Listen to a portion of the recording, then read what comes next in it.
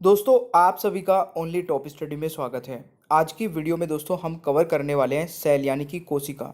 देखिए कोशिकाओं से संबंधित क्वेश्चन आपके हर एक एग्जाम में बनते हैं और आज ये वीडियो देखने के बाद में आप कोशिकाओं से संबंधित कोई भी क्वेश्चन गलत नहीं करने वाले हैं। देखिए सबसे इंपॉर्टेंट बात दोस्तों हमारी वीडियो की ये है कि मैं आपको डायग्राम के साथ में समझाने वाला हूँ। एक एक बारीक से बारीक पॉइंट को समझेंगे और सभी 50 के 50 क्वेश्चंस को दोस्तों याद कर लेंगे, तो आप कभी भी क्वेश्चन को गलत नहीं करेंगे। और देखिए मैं आपको टॉपिक वाइज पूरा साइंस, जीके, करंट अफेयर सब कुछ कवर करा रहा हूँ। अगर आप लोग पूरा कंप्लीट कवर करना चाहते हैं तो चैनल को अभी सब्सक्राइब कर लीजिएगा। नीचे रेड कलर का बटन दिख रहा होगा, बेल आइकन को भी ऑन कर लेना ताकि जैसे ही वीडियो अपलोड हो दोस्तों आप सभी के पास इन सभी वीडियोस के नोटिफिकेशन पहुंच जाए। दोस्तों हम वीडियो में पूरी जान लगा रहे हैं और अगर आपको ये वीडियो पसंद आ रही है तो प्लीज़ लाइक भी जरूर कर दिया करें, अपने दोस्तों के साथ में भी जरूर शेयर कर दिया करें ताकि दूसरे बच्चों की भी हेल्प हो सके और हमें भी एक मोटिवेशन मिलता रहे। ये 2 पीडीएफ डाउनलोड करके जीके साइंस का पूरा कोर्स आप लोग कवर कर सकते हैं, लिंक नीचे डिस्क्रिप्शन बॉक्स में है। सबसे पहला क्वेश्चन आपकी स्क्रीन पर है, जीवन की मूलभूत इकाई यानी कि यूनिट क्या है। अगर आपको किसी भी क्वेश्चन का आंसर पहले से पता होगा तो कमेंट बॉक्स में दोस्तों बता दीजिएगा। देखिए जीवन की मूलभूत इकाई यानी कि यूनिट क्या है, ये दोस्तों कोशिका यानी कि सेल है। देखिए red blood cells, white blood cells, ये सभी दोस्तों क्या है, सेल्स हैं। तो आज इन्हीं के बारे में सब कुछ क्वेश्चंस कवर करने वाले हैं, तो पूरा ध्यान से देखिएगा। वीडियो के एंड में दोस्तों एक मैंने टेस्ट भी रखा है, इसी वीडियो से क्वेश्चंस रहेंगे। अगर आप इस वीडियो को ध्यान से देखेंगे, समझेंगे तो आपको वो टेस्ट बहुत ईजी लगने वाला है। दूसरा क्वेश्चन है, सबसे छोटी कोशिका कौन सी है। मेरे प्यारे दोस्तों बहुत बार रिपीट हुआ क्वेश्चन है ये। तो सबसे छोटी जो कोशिका है वो है माइकोप्लाज्म, यानी कि ऑप्शन दोस्तों सी हो जाएगा। देखिए कोशिका का सबसे छोटी कोशिका ये है और इसके अंदर दोस्तों डीएनए भी पाया जाता है। ये भी आपसे कई बार पूछा जाता है कि डीएनए किस कोशिका में पाया जाता है, तो माइकोप्लाज्म दोस्तों इस क्वेश्चन का राइट आंसर हो जाएगा अगर आपसे पूछा जाता है। अगला क्वेश्चन दोस्तों हमारा आता है कि पादप में उपस्थित कोशिका भित्ति यानी कि सेल वॉल निम्नलिखित में से किससे या किन से निर्मित होती है। वेरी वेरी इंपॉर्टेंट क्वेश्चन है दोस्तों। तो ये निर्मित होती है मेरे प्यारे दोस्तों किससे। बिल्कुल सही उत्तर आप लोगों ने किया है सेलुलोज से, यानी कि ऑप्शन दोस्तों सी राइट आंसर हो जाएगा। ठीक है, तो ये आपको याद रखना है। अगला क्वेश्चन दोस्तों हमारा आता है कि कोशिका की सबसे बाहरी दीवार का नाम बताइए। देखिए जो सेल है ना हमारी, ये पूरी सेल है, ठीक है। इसकी जो सबसे बाहर वाली दीवार है दोस्तों उसको क्या कहते हैं, बहुत इंपॉर्टेंट क्वेश्चन है ये। तो इसको बोलते हैं दोस्तों, क्या बोलते हैं, राइट आंसर इज प्लाज्मा झिल्ली, यानी कि दोस्तों सेल मेम्ब्रेन, ये आपका होता है। ठीक है, तो ये आपको दोस्तों याद रखना है। ठीक है, और ये वाला पार्ट की मैं बात कर रहा हूँ, ये वाली इसको बोलते हैं दोस्तों। ये दिखने में ऐसी होती है, बाकी अभी आपको जब सेल पूरी दिखेगी तो ये ऐसी दिखती है। ऑलराइट, और देखिए अगर आपको हमारा एक कॉन्सेप्ट दोस्तों पसंद आता है, क्योंकि इसमें आपकी मान के चलिए हमारी डबल ट्रिपल दोस्तों कई गुना मेहनत हो जाती है ये इस टाइप से क्वेश्चन बनाने में और नॉर्मल क्वेश्चंस बनाने में। तो प्लीज़ आपसे इतनी आसान करते हैं कि वीडियो को आप खुद तो लाइक करेंगे ही, अपने दोस्तों तक भी पहुंचाएंगे। अच्छा कंटेंट है दोस्तों, जितने भी दोस्तों को पहुंचाएंगे वो खुद ही आपको थैंक यू बोलेंगे, क्योंकि जब तक शेयर नहीं होती ना वीडियो वो दूसरों तक पहुंच नहीं पाती है। तो इसलिए हम आपको थोड़ा सा फोकस करके बोलते हैं इस चीज़ को। पांचवा क्वेश्चन है दोस्तों, पादप कोशिका को सबसे बड़ा कोशिका अंग होता है। तो देखिए इस क्वेश्चन का दोस्तों राइट आंसर क्या हो जाएगा, बिल्कुल इसका राइट आंसर हो जाएगा दोस्तों लवक, यानी कि ऑप्शन बी राइट आंसर हो जाएगा। ठीक है, तो ये आपको याद रखना है। अगला क्वेश्चन दोस्तों आता है, प्रोटीन संश्लेषण को प्लेटफॉर्म किसे कहते हैं।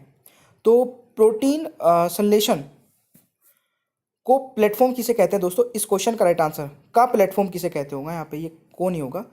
प्रोटीन संश्लेषण का प्लेटफॉर्म किसे कहते हैं, तो मेरे प्यारे दोस्तों इसको कहते हैं राइबोसोम्स को, यानी कि सॉरी ऑप्शन सी हो जाएगा। देखिए ये हमारी सेल्स है, इसमें दोस्तों ये अंदर वाला ये जो पार्ट है ना, ये वाला, अब इसमें भी जो ये आपको दिख रहा है ना, ये डॉट डॉट से ये होती है दोस्तों राइबोसोम्स। तो ये आपको याद रखना है भाई। ठीक है, इस तरीके से आप लोग याद रखेंगे चीज़ों को, बिल्कुल भूलेंगे नहीं। निम्नलिखित कोशिका अंगों में कौन सा एक अर्ध परागम्य है, तो इस क्वेश्चन का राइट आंसर क्या रहेगा दोस्तों, बिल्कुल सही आंसर आप लोगों ने किया दोस्तों, सेल मेम्ब्रेन यानी कि कोशिका झिल्ली दोस्तों इस क्वेश्चन का राइट आंसर होने वाला है, ये वाला पार्ट।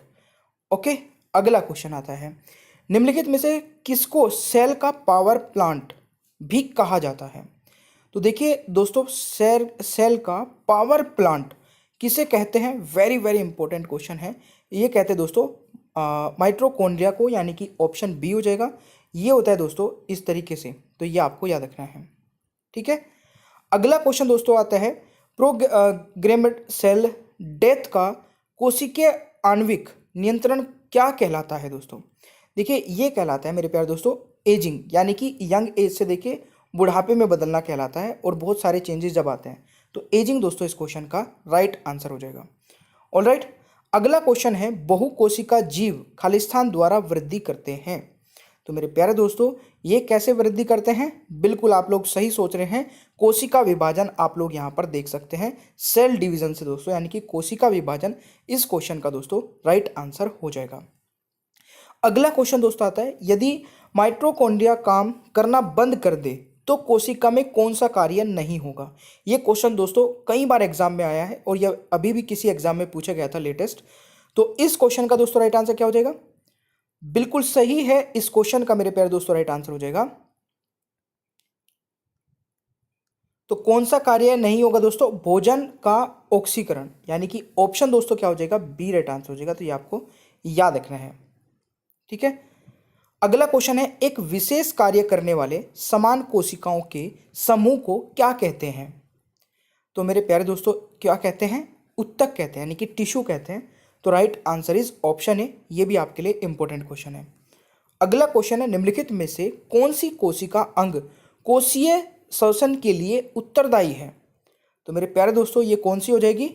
बिल्कुल सही है, राइट आंसर इज देखिए दोस्तों ये राइट आंसर हो जाएगा माइटोकॉन्ड्रिया। इसको ना एक और नाम से जाना जाता है, सूत्रकणिका, ठीक है। तो ये आपको याद रखना है। ऑलराइट, माइटोकॉन्ड्रिया से संबंधित दोस्तों कई क्वेश्चंस बनते हैं, इसलिए मैंने सारे कवर करा दिए। अगला क्वेश्चन है दोस्तों, निम्नलिखित में से किसमें कोशिका भित्ति नहीं होती है? तो किसमें दोस्तों कोशिका भित्ति नहीं होती है? तो ये नहीं होती है दोस्तों माइकोप्लाज्मा में, यानी कि right answer is option D, mycoplasma में। तो ये आपको याद रखना है। अगला क्वेश्चन दोस्तों हमारा क्या कहते हैं, निम्नलिखित में से कौन सी कोशिका अंग के वनस्पति तथा पशु कोशिका दोनों में उपस्थित होती है? तो इस क्वेश्चन का दोस्तों राइट आंसर क्या हो जाएगा? सूत्रकणिका, जो कि मैंने अभी बताया था दोस्तों। तो ये आप लोग याद रखेगा, राइट आंसर इज डी। अगला क्वेश्चन है, कोशिका में उपस्थित प्लाज्मा झिल्ली निम्नलिखित में से किससे या किन से निर्मित होती है? तो कोशिका में दोस्तों जो प्लाज्मा झिल्ली होती है, ठीक है, वो किससे मिलकर बनी होती है? तो इस क्वेश्चन का राइट आंसर क्या रहेगा दोस्तों? ये प्रोटीन और दोस्तों लिपिड, यानी कि इन दोनों से मिलकर बनी होती है। तो right answer is option A और सी हो जाएगा दोस्तों। तो ये आपको याद रखना है।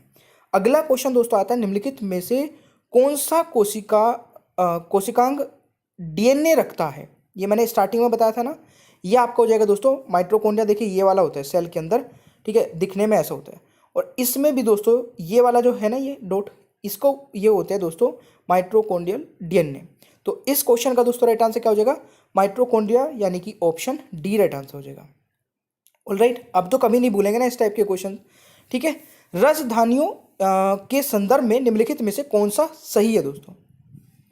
तो इस क्वेश्चन का दोस्तों राइट आंसर क्या रहेगा? ये बिल्कुल सही उत्तर कर सकते हैं आप लोग।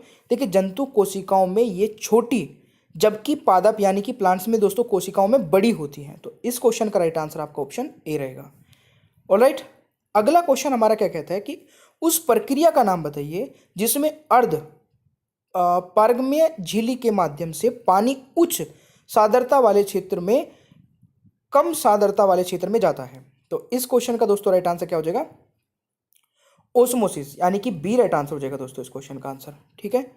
अगला क्वेश्चन दोस्तों क्या कहता है कि कोशिका में वितरित होने वाले अणुओं के लिए प्राथमिक पैकेजिंग एरिया का नाम काम करने वाले अंग का नाम बताइए। तो इसमें दोस्तों देखिए ये हमारी सेल है। अब इसमें दोस्तों आपको दिख रहा होगा, क्या दिख रहा होगा? गोल्गी अपरेट्स, यानी कि ये वाला होता है, ये वाला, ठीक है ना। तो ये इस होता है इसका काम। तो right answer is option C, ये आपको याद रखना है। अगला क्वेश्चन क्या आता है कि जंतु कोशिका का सबसे बड़ा कोशिकांग कौन सा है दोस्तों? देखिए सबसे बड़े की, हमने सबसे छोटा देखा था, सबसे बड़े की अगर मैं बात करूं तो आपको दोस्तों ये वाला दिख रहा होगा यहाँ पे, ठीक है। इसको बोलते हैं केंद्रक, ठीक है। केंद्रक यानी देखिए आप इसको देख सकते हैं यहाँ पे, न्यूक्लियस इसको बोलते हैं केंद्रक। तो इस क्वेश्चन का राइट आंसर क्या हो जाएगा दोस्तों? ऑप्शन है। और ये सभी दोस्तों कोशिकाओं के महत्वपूर्ण अंग है। आप इसका ना स्क्रीनशॉट ले लीजिए और इस स्क्रीनशॉट को एक दो बार पढ़ेंगे ना तो कोशिका के जो अंदर के अंग हैं जो आपको याद नहीं होते होंगे शायद, वो याद हो जाएंगे अच्छे से। ऑलराइट, अगला क्वेश्चन दोस्तों हमारा क्या कहता है कि प्रकृति की सबसे बड़ी कोशिका कौन सी है। तो देखिए सबसे बड़ी कोशिका जो है ना प्रकृति की, वो क्या है दोस्तों, बिल्कुल सही, ये शतुरमुर्ग का अंडा है, यानी कि राइट आंसर सी हो जाएगा। ये आप लोग देख सकते हैं काफी बड़ा होता है दोस्तों। सबसे बड़ा एक कोशिकीय जीव कौन सा है, तो सबसे बड़ा दोस्तों कोशिकीय जीव है एसिटेबुलेरिया, यानी कि ऑप्शन दोस्तों बी राइट आंसर हो जाएगा। तो ये आप लोग यहाँ पर देख सकते हैं। अगला क्वेश्चन है जीवाणु कोशिका में सूत्रकणिका की संख्या कितनी होती है। दोस्तों इस क्वेश्चन का राइट आंसर क्या रहेगा, शून्य होती है, यानी कि डी राइट आंसर हो जाएगा।